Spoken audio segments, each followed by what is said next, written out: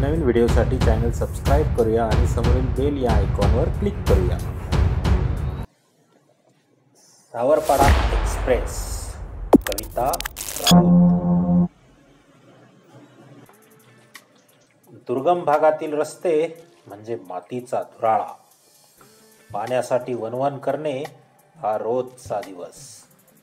अशा प्रतिकूल परिस्थितीत कुरकुर न करता, हार न मानता जीवन जगणे म्हणजे एक दिव्यच। अशा खेड्यापाड्यांमध्ये गुणवत्ता असते, पण ती शोधावी लागते। असाच एक डोंगरदऱ्यांनी वेढलेला आदिवासी पाडा। पाण्याच्या शोधासाठी तिथे मैलोनमैल भटकंती करावी लागे। त्याच आदिवासी पाड्यावर अनवाणी पायांनी चालणारी, लाकूड फाटा गोळा करणारी एक मुलगी।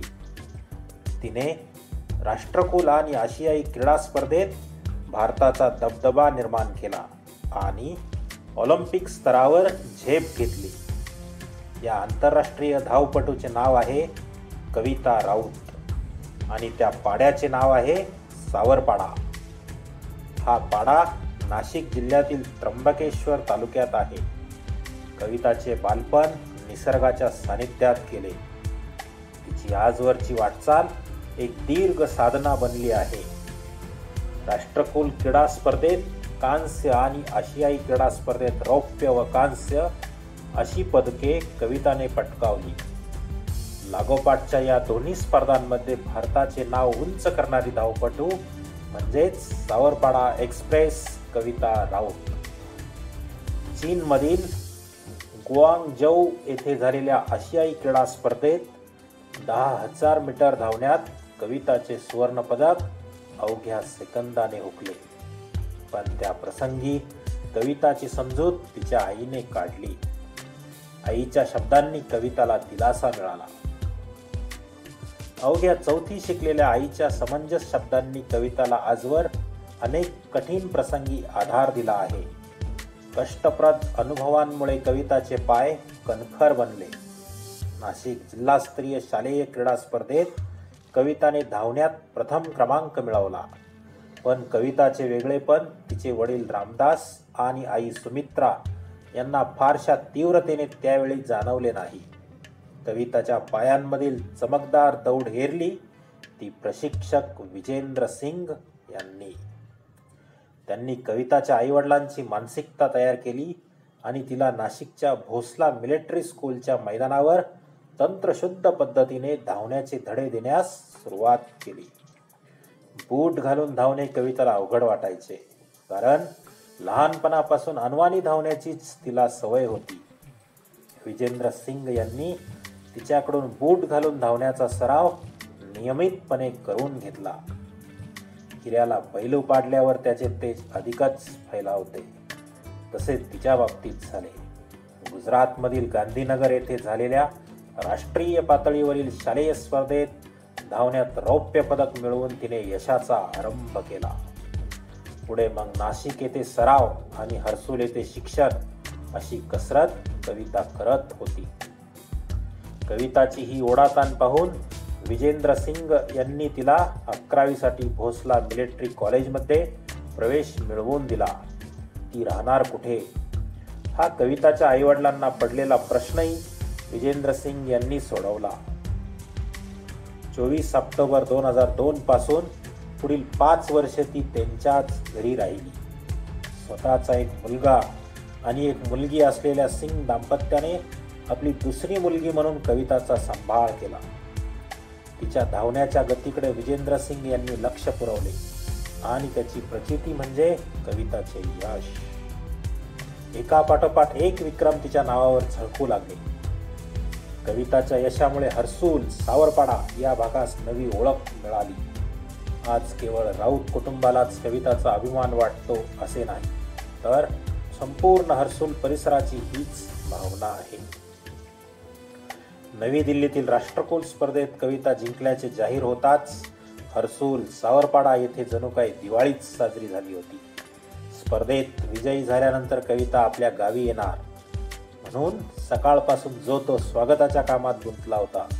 कविताचे कौतुक करण्यासाठी गावोगावचे लोक हजारोंच्या संख्येने उपस्थित झाले होते.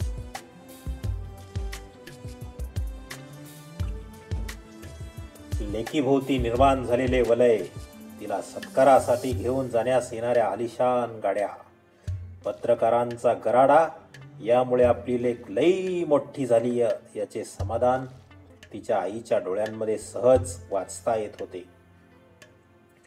कविता बंगळुरू येथे विशेष प्रशिक्षणासाठी गेली असताना रोज किमान एकदा तरी आईशी फोनवरून बोले.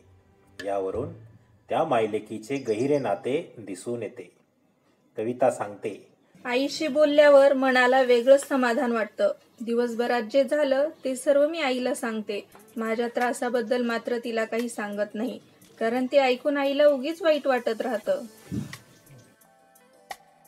कविता हळवी आहे. प्रसिद्धीच्या वलयाने तिच्या स्वभावात काही फरक पडलेला नाही. बाप लेकीच्या नात्यातील विनही तितकीच गहिरी. लहानपणी आपले बोट धरून चालणाऱ्या कविताच्या पायांमध्ये मोठेपणे इतके बळ येईल असे तिच्या आईवडिलांना कधी वाटलेच नव्हते. कविताच्या यशाचे सर्व श्रेय ते प्रशिक्षक विजेंद्र सिंग यांना देतात. जेव्हा कविता प्रतिकूल आर्थिक परिस्थितीशी झगडत होती तेव्हा तिला आर्थिक मदत मिळावी म्हणून जो जो भेटेल त्या प्रत्येकास विनंती करण्यात विजेंद्र सिंग यांनी कोणताही कमीपणा वाटू दिला नाही.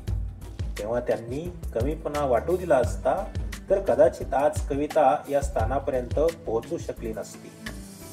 गेल्या काही वर्षापासून कविता कुटुंबापासून दूर राहत असली तरी तिने सर्वांचे प्रेम जपले आहे. घरचे सण समारंभ उत्सव यामध्ये प्रत्यक्ष सहभागी होता येत नसल्याची खंत कविताला वाटते. बंगळुरूच्या क्रीडा केंद्रात कविताला तिच्या आवडीच्या अजून एका गोष्टीपासून दूर राहावे लागेल, ती म्हणजे वांग्याची भाजी आणि नागलीची भाकरी. कवितामुळे सावरपाड्याचे नाव आज सर्वदूर पसरले आहे. कविता तिथल्या मुलामुलींसाठी आदर्श ठरली आहे. आज कविता भारतातील अव्वल धावपटू आहे. पी.टी. उषा या धावपटूला ती आपला आदर्श मानते. ती खूप मेहनती आहे. धावण्याचा सराव ती मनापासून करते. आपल्या प्रशिक्षकांनी दिलेल्या छोट्या मोठ्या सूचनांचे कटाक्षाने पालन करते. कविताचे म्हणणे आहे, मेहनत करणे आपल्या हातात असते. मेहनत हाच उद्दिष्टाकडे ध्येयाकडे नेणारा महामार्ग आहे. हा महामार्ग आपल्याला यशाकडे नेतो. आपले जीवन आपणच घडवतो. कोणत्याही खेळाडूसाठी शारीरिक तसेच मानसिक तंदुरुस्तीही महत्त्वाची असते. कविता सरावात कधीच कसूर करत नाही. कविताचे इतर झगमगाटी गोष्टींकडे लक्षही नसते. खेळाचा सराव चालू असतानाच यशवंतराव चव्हाण महाराष्ट्र मुक्त विद्यापीठामुळे तिच्या शिक्षणातही खंड पडला नाही. कविता ही तिच्या जीवन प्रवासाची नायिका आहे.